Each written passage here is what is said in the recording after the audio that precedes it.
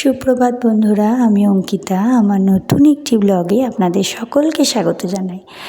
তো আপনারা সবাই কেমন আছেন? আশা করি ভালোই আছেন, আর আমরাও বেশ ভালোই আছি। তার কারণ এখন ছেলে স্কুলে যেহেতু ছুটি, তো ছুটি কাটানোর জন্য চলে এসেছি মায়ের বাড়ি। আমি, ছেলে, মেয়ে সবাই। তো আমরা বেশ আনন্দেই আছি, মজাতেই আছি। তো যাই হোক, সকালবেলা হয়ে গেছে। সকালবেলায় উঠে সবেমাত্র আমি উঠলাম, উঠে এসে দেখি যে ছেলে পাশের রুমে বসে চক দিয়ে এবিসিডি লিখছে। গতকাল ও মাসি দিদার কাছে শুয়েছিল, তো ওই জন্য আমার আগেই উঠে গেছে। তো উঠে দেখি ফ্রেশ হয়ে নিয়েছে, তারপর দিদাই ওকে চক দিয়েছে, ও বসে বসে বেশ লিখছে মন দিয়ে। তো দেখেও ভালো লাগলো, কারণ ছেলে খুব আমার দুরন্ত, মানে জোর করে ওকে পড়তে বসাতে হয় তবে ও পড়তে বসে। দেখি আজকাল সোশ্যাল মিডিয়ার যুগে যে সব ছেলেমেয়েরা কী সুন্দর পড়াশুনো করছে, মা বাবার কথা শুনছে। কিন্তু আমার ছেলে এমনি আমার কথা শোনে, ভালোই সব কিছুই শোনে, খুবই ভালো ছেলে আমার।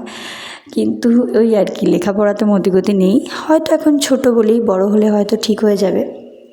তো যাই হোক, লেখাপড়া করছিল। এরপর আমরা ফ্রেশ হয়ে নিয়েছি, হয়ে আমি, মা আর মেয়ে তিনজনে যাচ্ছি মেয়েকে ভ্যাকসিন দেওয়ার জন্য। তো ওর আজকে ইঞ্জেকশন আছে, 3টে ইঞ্জেকশন হবে, 2 পায়ে 2টো আর হাতে 1টা। তো ওকে ফ্রেশ করে দিয়েছি, আমরাও হয়ে গেছি। এখন টোটো করে যাচ্ছি ইঞ্জেকশন নিতে। এই যে মেয়ে আমার, এই ড্রেসটা ওকে ও হওয়ার সাথে সাথে ওর বাবা কিনে এনে দিয়েছিল, তো সেই থেকে পরানো হয়নি, তো ভাবলাম আজকে পরাই। তো মেয়ের ভ্যাকসিন নেওয়া কমপ্লিট, বাড়ি এসে গেছি। এসে স্নান টান করে ফ্রেশ হয়ে নিয়েছি, শ্যাম্পু করলাম, ফ্রেশ হয়ে নিলাম। আর ওদিকে মেয়ে তো এসেই ঘুমিয়ে গেছে, আর ছেলে বাইরে খেলা করছিল। ছেলে বাড়ির মতো তো থাকতে একদম পছন্দ করে না, খালি দৌড়ে বেড়াবে। সেটা এখানেই হোক বা ওর বাড়ি, দেশের বাড়ি বনকুলেই হোক, যেখানেই হোক ঘুরে বেড়াবে। তো খেলছিল। যাই হোক, ওকে যাই এখন গিয়ে নিয়ে আসি, ও ভাত খাবে। তো নিয়ে এলাম, ওকে নিয়ে এসে দিদার কাছে দিলাম, মানে আমার মা ওকে ভাত খাওয়াচ্ছে। আর এদিকে দেখলাম আমার মেয়ে উঠে গেছে ঘুম থেকে। উঠেই এলাম, এসে ওকে কোলে নিলাম। কাঁদছিল। ও খুব একটা কাঁদুনে নয়, বা মানে একটুও জ্বালায় না, শান্ত মেয়ে আমার। কিন্তু যখন ওর শরীর খারাপ করে তখন তো মানে কাঁদবেই। তো ওই জন্য আজকে যেহেতু ওর হাত পায়ে ব্যথাও হবে, তাই জন্য ও একটুখানি কষ্ট পাচ্ছে বলে কাঁদছে। তো এখন ওকে একটু খাইয়ে দেবো, আর এদিকে থম্বফর্ম জেলটা একটু লাগিয়ে দেবো। আর রাত্রের দিকে জ্বর এলে প্যারাসিটামল তো দিতেই হবে। তো দেখো, সন্ধেবেলা হয়ে গেছে। আমরা এখন একটু বাইরে বেরিয়েছিলাম, আমি, ছেলে সবাই। তো ঘুরে টুরে এলাম। এসে দেখছি যে পেঁয়াজি বানানো হচ্ছে। পেঁয়াজ, ধনেপাতা, কাঁচা লঙ্কা, বেসন সব দিয়ে পকোড়া। তো ছেলেও বলল যে ওটাই খাবে, তো ওই জন্য ও লঙ্কা ছাড়া ওর জন্য আগে তুলে রাখা হয়েছে। বললাম আমি মুড়ি খাবো।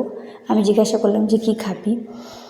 তো ও তো নিজে হাতে খেতে পারে না, প্রথমে একটুখানি খাবে, তারপর আমাকে ভালো করে মেখে খাইয়ে দিতে হবে।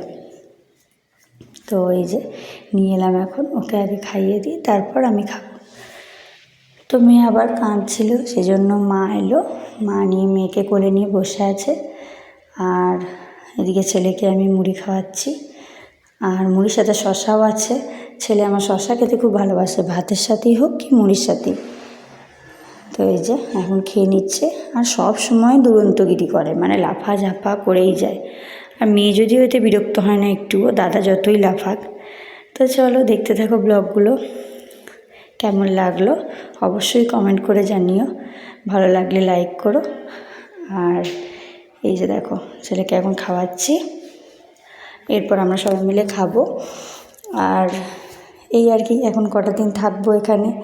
তো চলো বন্ধুরা, টাটা, সবাই খুব খুব ভালো।